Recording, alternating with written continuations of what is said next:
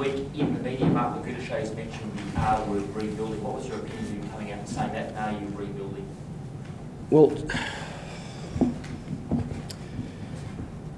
the President has a message to the fans, and I have a message to the players.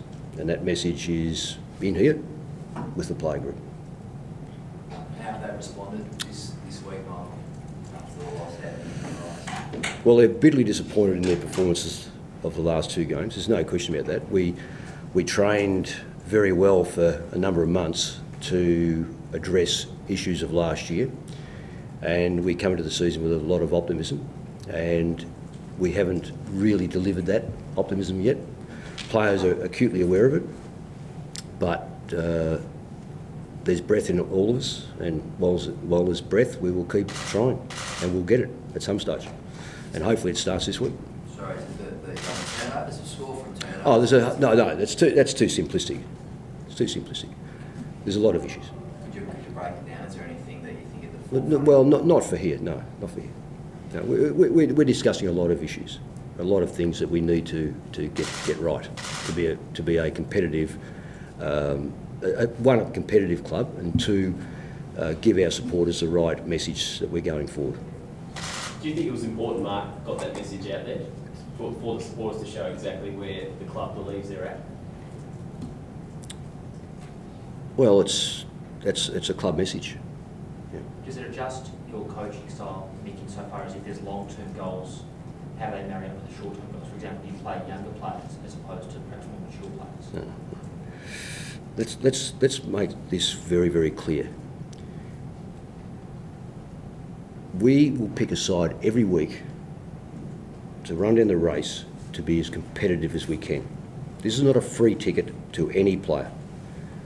This is not a throw out Judd, Carazzo, Simpson, Walker, anyone who may or may not be here over the next 2 or 3 seasons, and play Dylan Viojo, Rainbow, Dylan Buckley, Billy Gowers, etc., etc., etc. No, we will pick the side on merit to represent our football club as best we possibly can. Kieran Burns, obviously, just placed then on merit. Talk us through what occasion that'll be and what you're expecting. Yeah, pardon me. There's a good time story. You know, he's a young bloke that turned up, had the world at his feet, i.e., in the Irish football, Gaelic football. Chose to come over here, spent 12 months learning the game as a young man. When you look at him for Kieran Sheehan, Kieran was over here, went back, and has come back as a mature age. You know, Kieran Burns is 19 or whatever he is, 18 or 19, certainly come as a young man, might be 19 now. He demonstrated last year a willingness to grab hold of our game. He's still got idiosyncrasies of Gaelic footy, there's no question about that. When you start kicking that ball around at 6 years of age, it's very difficult to get out of your system. So we know there's a lot of rough edges, no different than Zach Tui starting, probably no different than Jimmy Steins and other Irishmen, Handley, etc., who would have been still trapped in a mindset of this is Australian rules football, but this is what I do with it. But all the things, the best part about it is when you teach a player at this level, at his age, you teach them the way you want it to be seen. So therefore he doesn't have to change anything up. So when we say defend this particular way, he only knows that way because this is the way we've taught him. All the other bits and pieces, like his ball handling and his kicking, that's still got to be modified to an Australian rules football. But that's ongoing, as it is with all players. But the actual offensive, defensive, you saw Kieran Sheehan last year bounce the football. But because he doesn't practice it, so he bounces it whichever way, come back at him, but in a very unusual manner. This kid's younger, so therefore he knows how to throw it on the ground and bring it back. So it's a fantastic story. He's been through a few traumas that he probably won't talk about, which is not here, but back at home, that have affected him when he was away, being here and traumas with home. So he's taken that on board. He's he's probably one of those kids that is so dedicated to try to get it right, and that's what you love about him. Just back to the comment that Mark made publicly this week, is there a bit of a danger when if senior players read things like rebuild, they suddenly think, hang on a second, maybe success is a bit further away than I initially thought? Well, we have to address those issues if that's the way it's interpreted. Have you addressed that this week? Are you concerned, Mick, that only 2 rounds in, it was too early to use that word? I mean, you could have been, I know you did, you could have been in Richmond, you played quite well for a half. I mean, it's not... Well, it's not what... my role is to get the players up every week to play football at its highest level, to play to win.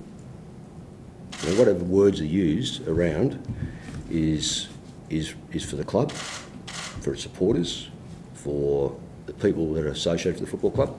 The player group, they'll run down the race, not looking at this, because there's no mini drafts. I've looked it up. There's nothing happening over the next 6 months until November. So, this word is good because it tells you where the club's looking for the future. We're looking at it on a day-to-day basis. The day-to-day running of a football organisation on field is totally different than what Steve Silvani does. Steve is looking for the future. I'm looking at immediate. And we don't want to confuse that. And that's been driven by the football club, and I think it's the right way, is that we as a coaching panel are here to win games of football for our supporters. Stephen is there to ensure that in the future, what he picks for our team takes us forward. So there is a distinction, and we are very aware of that distinction. If there's a confusion out there, it's not confusion in here. Are you happy for that message? Well, it's not a matter of whether I'm happy or sad or bad about it. It's just simply that's the club stance going forward is that, I'll repeat again, I can't allow myself to be drawn into a methodology that suggests that we are going to be less than competitive because play kids. Well, I'll play Kieran Byrne, but at the same token, I'll drop Clem Smith, and I'll bring back Andrew Walker, who's, let's say, 30, and bring back Dennis Arfield, who's 27. And it would have been very easy to get wrapped up in that, and the club have given me full support to say win games of football. But this is the methodology going forward, and instead of Dennis Armfield, pick Dylan Viojo Rainbow. No, he's not ready, so I picked Dennis Armfield. Jason Tutt had a chance last week. He'll adjust to our game. Not him, but we picked Andrew Walker, etc. How's Malthouse trailing? Oh, he's going okay. He's not far off. On Saturday, when Gillan McLaughlin in the radio rounds, he addressed some of the comments you made in your post-match presser about Who did? Gillan McLaughlin.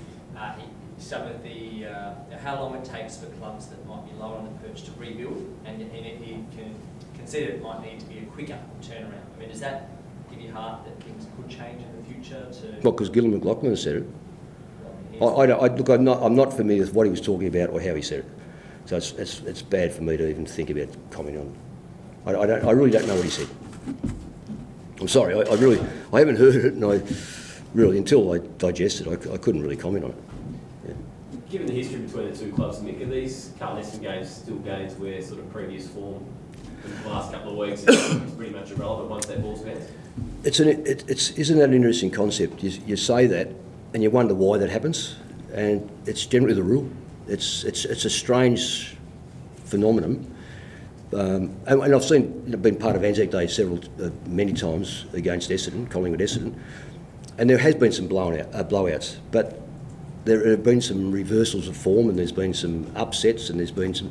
So when you look at the Carlton Essendon games over history, they've been unpredictable, and for what reason? Is it because of the past, or is it because of just an idiosyncrasy that just took place? I'm not too sure, but you're right. You're spot on. It's a strange quirk of history that just shows you that Essendon and Carlton games don't always go to script, one, and two are generally a pretty hard battle, and maybe it is because of the past. And I hope it is, because we've got to retain some of our traditions from a national competition that's quite widespread now, and it starts to dilute a lot of that stuff, but I hope it doesn't when you've got recognised opponents that have been, that type of opponent for over 100 years.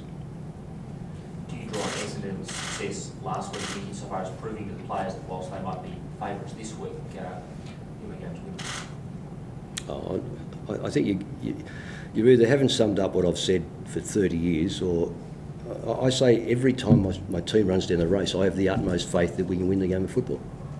I don't take into consideration, yes, there's a nagging doubt when you play like we did last week, and yes, Essendon were very good against the reigning premiers, but when they run down the race, my players know they've got the maximum support I can possibly give them and the utmost faith that I've got in them. That won't change. I'm not going to change now because we're zipping too. We've been in worse positions than this.